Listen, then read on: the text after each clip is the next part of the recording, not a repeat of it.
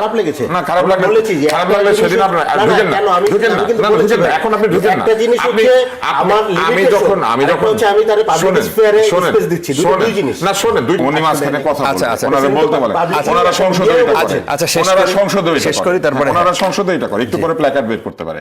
প্রথম অধিবেশনে সভাপতিত্ব কে করবে? প্রথম অধিবেশনে এই দুজন না থাকলে পরে সভাপতিত্ব কে করবে?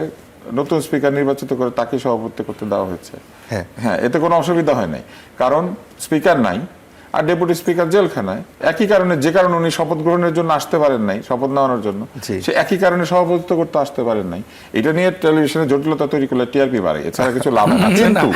কিন্তু অবশ্যই এই জায়গায় একটা স্ববিরোধী যুক্তি হয়েছে, সেটা হচ্ছে যে ফ্যাসিবাদ তাকে নির্বাচিত করেছে স্পিকার, সেই কারণে তাকে আনি নাই। তাহলে একই ঘটনা ঘটবে প্রেসিডেন্টের বেলায়, তাহলে প্রেসিডেন্ট কেন আসলো? এটা সে রাইটফুলি পয়েন্ট করেছে। কিন্তু এইখানেও স্ববিরোধিতা হচ্ছে। তাদের দুজন উপদেষ্টা, একজন যিনি তাদের দলের সভাপতি, তিনি যখন শপথ নিয়েছিলেন সেদিন ফ্যাসিবাদের কাছে শপথ নিতে তাদের খারাপ লাগে নাই, সেদিন মনে হয়েছে শপথ নেওয়াইলে উনি ভালো।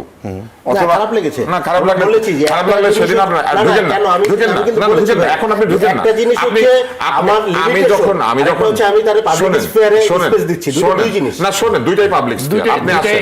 আপনি আসেন, আমাকে শেষ করতে দেন। আপনি তখন বলেছেন আপনি এখানে কথা বলেন না। প্রেসিডেন্ট যখনই কোনো কিছু করেন, এটা পাবলিক স্ফিয়ার, কেননা প্রেসিডেন্ট একজন পাবলিক প্রেসিডেন্ট, পাবলিক স্পেয়ারে ইন্টারভিউ উনি মাঝখানে কথা বলেন, ওনারা বলতে বলেন, ওনারা সংসদে এটা করে, ওনারা সংসদে শেষ করি, তারপরে ওনারা সংসদে এটা করে, একটু পরে প্ল্যাকার্ড বের করতে পারে।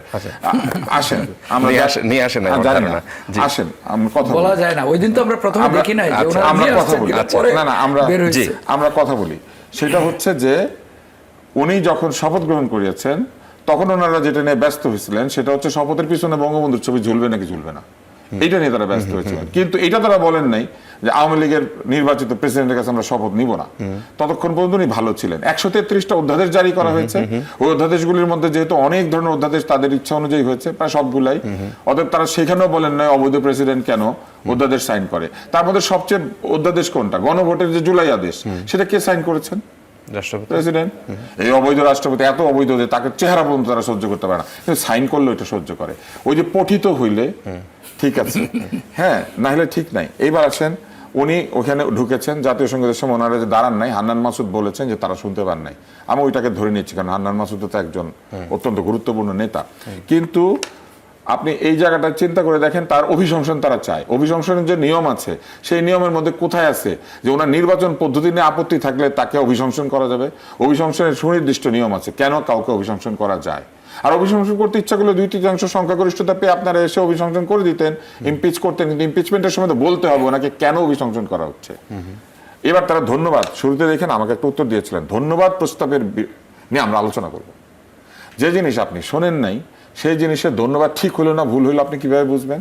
আমরা শুনি না, আমরা পড়েছি। তো পড়িয়া আমরা এই ধন্যবাদ প্রস্তাব নিয়ে আলোচনা করবো। তাহলে এটাও তো ওনারা পারেন, ধন্যবাদ প্রস্তাবে সরকার কি কি বলবে এটা ওনারা পড়বেন, শুনবেন না। ওনারা সংসদের বাইরে থাকলেন, পরে পড়ে টরে এসে উত্তর দিলেন। মূল বিষয় হচ্ছে ধন্যবাদ প্রস্তাবটা কাকে? রাষ্ট্রপতিকে। কেন?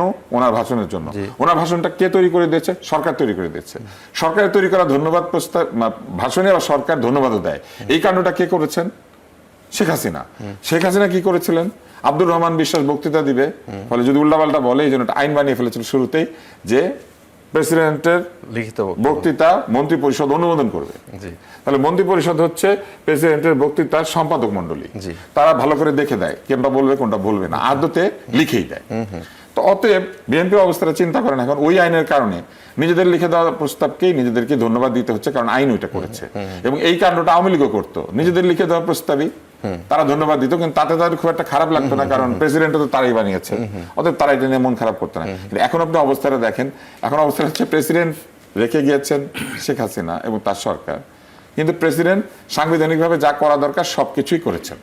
উনি কিন্তু এখন এই বক্তৃতা দিয়েছেন সাংবিধানিক বাধ্যবাধকতার কারণে, আগেও যখন দিতেন তখন এটার কারণেই দিতেন, এবং তাকেই সাংবিধানিক বাধ্যবাধকতার কারণেই ওই শপথের সময় আনা হয়েছিল, রেফারেন্সের সময় আনা হয়েছিল। অন্তর্বর্তী সরকার কি করে তৈরি হলো? বলা হলো প্রেসিডেন্ট 106 ধারায় রেফারেন্স চেয়ে এই অন্তর্বর্তী সরকার তৈরি করেছে। মানে প্রেসিডেন্ট যখন আদালতের কাছে রেফারেন্স চায় ডক্টর ইউনূসকে প্রধান উপদেষ্টা বানানোর জন্য, তখন উনি ঠিক আছে, তখন উনি ফ্যাসিবাদের দোষণ না, কারণ ইউনূস সাহেব উপদেষ্টা হবেন। আপনি আর আমি হইলে তখন কিন্তু আমার দোষর হয়ে যেত, কারণ আমাদের দুজনকে ওনাদের পছন্দ না, ইউনূস সাহেবকে পছন্দ, ওনাদের পছন্দের সাথে যেটা যেটা মিলে ওইটা ঠিক আছে, যেটা যেটা মিলে না সেটা ফ্যাসিবাদী, সেটা দোসর, সেটা ট্যাগ, সেটা কালচারাল ফ্যাসিস্ট, সেটা গণমাধ্যম ফ্যাসিস্ট। ফ্যাসিস্ট শব্দটাকে ওনারা বেশ একটা সুন্দর জায়গায় নিয়ে গেছেন। এখন দেখলে মনে হবে যে আপনিও ফ্যাসিস্ট, আমিও ফ্যাসিস্ট, সবাই ফ্যাসিস্ট, খালি ওনারা ছাড়া ওনারা কেউ ফ্যাসিস্ট না। কিন্তু ওনাদের দলের মধ্যে এমন লোক আছে যারা ফ্যাসিস্টদের প্রধানতম ব্যক্তির জন্য বক্তৃতা দিয়েছেন, এবং সেই বক্তৃতা আবার তাদের খারাপ লাগে না। ওই বক্তৃতার জন্য ওনারা বলেন না যে তুমি যে এত সুন্দর বক্তৃতা দিয়েছিলে, এইভাবে দিয়েছিলে, সেজন্য তুমি ফ্যাসিস্ট। কি বলে জানেন? তখন দিতে বাধ্য হয়েছিল। অন্যরা করলে বাধ্য হয় না, ওনারা করলে বাধ্য হয়। ওনাদের সমস্ত কিছু হচ্ছে সুবিধাজনক, যেটা এটাকে বলে আর্গুমেন্ট অফ কনভিনিয়েন্স, সুবিধার যুক্তি। যে যুক্তি যেখানে সুবিধা পাওয়া